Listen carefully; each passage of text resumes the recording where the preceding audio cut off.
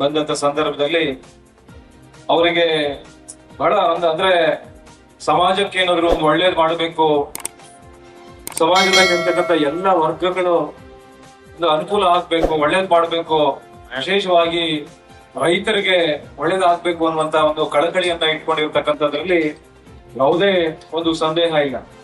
ಬಹುಶಃ ರಾಜಗೋಪಾಲಣ್ಣ ಅವರು ಕೇವಲ ಅವರಿಗೆ 25 ವರ್ಷ ವಯಸ್ಸಿದ್ದಂತ ಸಂದರ್ಭದಲ್ಲಿ ಗ್ರಾಮ ಪಂಚಾಯತಿ ಸದಸ್ಯರಾಗಿ, ಗ್ರಾಮ ಪಂಚಾಯತಿ ಅಧ್ಯಕ್ಷರಾಗಿ ಅಪಾರವಾದಂತ ಒಂದು ಸೇವೆಯನ್ನ ಮಾಡಿರ್ತಕ್ಕಂಥವ್ರು. ಒಂದು ಬಾರಿ ಅಲ್ಲ, 2 ಬಾರಿ ಗ್ರಾಮ ಪಂಚಾಯತಿ ಸದಸ್ಯರಾಗಿ, ಗ್ರಾಮ ಪಂಚಾಯತಿ ಅಧ್ಯಕ್ಷರಾಗಿ ಅಪಾರವಾದಂತ ಒಂದು ಕೆಲಸ ಮಾಡಿರ್ತಕ್ಕಂಥವ್ರು. ಮತ್ತು ಅದರ ವಿಶೇಷವಾಗಿ ತಾಲೂಕ್ ಪಂಚಾಯತಿ ಸದಸ್ಯರಾಗಿ, ತಾಲೂಕ್ ಪಂಚಾಯತಿ ಅಧ್ಯಕ್ಷರಾಗಿ ಕೆಲಸ ಮಾಡಿರ್ತಕ್ಕಂಥವ್ರು. ಮತ್ತೆ ಸಹಕಾರ ಸಂಘದಲ್ಲಿ ಸಾಕಷ್ಟು ಪರಿಣಿತರು, ಒಂದು ಬದ್ಧತೆ ಇಟ್ಕೊಂಡು ಕೆಲಸ ಮಾಡಿರ್ತಕ್ಕಂಥವ್ರು.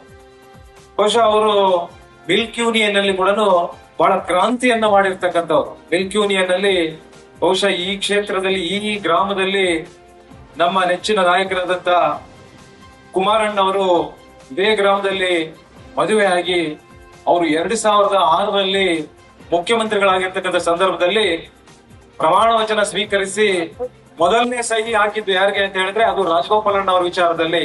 ಯಾಕಂದ್ರೆ ಕೋಮಲ್ ಇದರಲ್ಲಿ ಅಧ್ಯಕ್ಷರಾಗಬೇಕು ಅನ್ನುವಂತ ಸಂದರ್ಭದಲ್ಲಿ ಮೊದಲನೇ ಸಹಿ ಕುಮಾರಣ್ಣ ಅವ್ರು ಆಗಿರ್ತಕ್ಕಂಥದ್ದು. ಅಂದ್ರೆ ಕುಮಾರಣ್ಣ ಅವ್ರಿಗೂ ಗೊತ್ತಿತ್ತು ಅವರು ಯಾವ ರೀತಿ ಒಂದು ಕೆಲಸ ಮಾಡ್ಬೇಕಾದ್ರೆ ಎಷ್ಟು ಬದ್ಧತೆ ಇತ್ತು, ಜನರಿಗೆ ಯಾವ ರೀತಿ ಅನುಕೂಲ ಮಾಡಬೇಕು, ಏನ್ ಮಾಡ್ಬೇಕು, ಹೇಗ್ ಮಾಡ್ಬೇಕು ಅನ್ನುವಂಥದ್ದು ಎಷ್ಟು ಕಳಕಳಿ ಇತ್ತು ಅಂತ ಹೇಳಿದ್ರೆ ಆ ಒಂದು ಕೋಮಲ್ ಇದರಲ್ಲಿ ವಿಚಾರದಲ್ಲಿ ಬೇರೆ ಬೇರೆ ರಾಜ್ಯಗಳಲ್ಲಿ ಇರ್ತಕ್ಕಂಥ ಆ ಹಾಲು ಒಕ್ಕೂಟ ಕೇಂದ್ರಗಳಿಗೆ ಆ ನಿರ್ದೇಶಕರನ್ನ ಕರ್ಕೊಂಡು, ಅಧ್ಯಕ್ಷರಾಗಿ ನಿರ್ದೇಶಕರನ್ನ ಕರ್ಕೊಂಡು ಅಲ್ಲಿ ಯಾವ ರೀತಿ ವ್ಯವಸ್ಥೆಗಳಿದೆ, ನಾವು ಏನ್ ಮಾಡ್ಬೇಕು, ಮತ್ತೆ ಅದೇ ತರ ನಾವು ಮುಂದುವರಿಸ್ಬೇಕಾ ಅಥವಾ ಅದು ಬೇರೆ ರೀತಿಯಲ್ಲಿ ನಾವು ಅದನ್ನ ಒಂದು ಕ್ರಾಂತಿ ಅಂದ್ರೆ ಜನ ಮೆಚ್ಚುವಂತ ಕೆಲಸಗಳನ್ನ ನಾವು ಮಾಡಬೇಕು ಅನ್ನುವಂತ ಪ್ರವಾಸಗಳನ್ನ ಮಾಡಿ ಅಲ್ಲಿ ಯಾವ್ಯಾವ ರೀತಿ ಏನು ವಿದೇಶಕ್ಕೆ ಯಾವ ಉತ್ಪನ್ನಗಳು ಹೋಗ್ತಾ ಇದೆ, ನಾವೇನು ಮಾಡಬೇಕು ಅಂದ್ರೆ ಒಂದು ಕ್ರಾಂತಿಯನ್ನೇ ಮಾಡಿರ್ತಕ್ಕಂಥವರು ಯಾರಾದ್ರೂ ಇದ್ರೆ ಆ ಒಂದು ಮಿಲ್ಕ್ ಯೂನಿಯನ್ ಅಲ್ಲಿ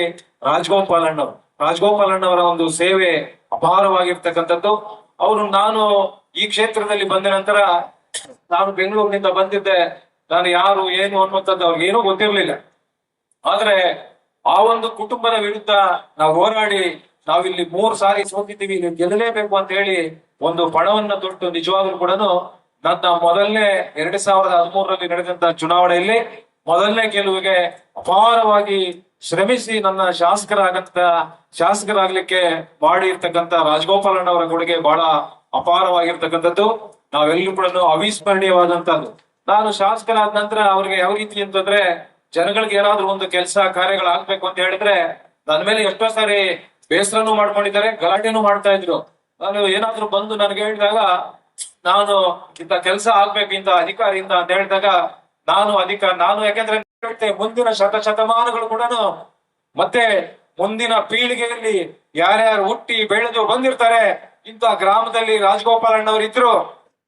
ರೈತರ ಒಂದು ಸೇವಾ ಕ್ಷೇತ್ರದಲ್ಲಿ ಇರ್ಬೋದು, ರೇಷ್ಮೆ ಬೆಳೆಗಾರರ ವಿಚಾರದಲ್ಲಿ ಇರ್ಬೋದು, ಕೃಷಿ ವಿಚಾರದಲ್ಲಿ ಇರ್ಬೋದು, ಹಾಲು ಉತ್ಪಾದಕರ ಸಂಘದ ಅಧ್ಯಕ್ಷರಾಗಿ ಇಲ್ಲಿ ಯಾವ ರೀತಿ ರೈತರಿಗೆ ಸಲಕರಣೆಗಳನ್ನ ಕೊಡಬೇಕು, ಅವರಿಗೆ ಆ ಸೌಲಭ್ಯಗಳನ್ನ ಕೊಡಬೇಕು, ಅವರ ಅನುಕೂಲಗಳನ್ನ ಮಾಡಬೇಕು, ಮತ್ತು ಜಿಲ್ಲಾ ಒಕ್ಕೂಟದಲ್ಲಿ ಯಾವ ರೀತಿ ಕೆಲಸವನ್ನ ಮಾಡಬೇಕು, ಇವೆಲ್ಲವನ್ನ ತೋರಿಸಿ ಅವರ ಕೊಡುಗೆಗಳನ್ನ ಬಿಟ್ಟು ಹೋಗಿರ್ತಕ್ಕಂಥವ್ರು ರಾಜಗೋಪಾಲಣ್ಣವರು.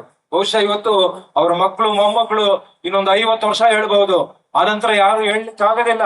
ಬಹುಶಃ ಮುಂದಿನ ಶತಮಾನದಲ್ಲಿ ಇಂಥ ಗ್ರಾಮದಲ್ಲಿ ಇಂಥವ್ರು ಒಬ್ರು ಇದ್ರು ಅನ್ನೋದಕ್ಕೆ ಈ ಪುಸ್ತಕ ಸಾಕ್ಷಿಯಾಗಿರುತ್ತೆ.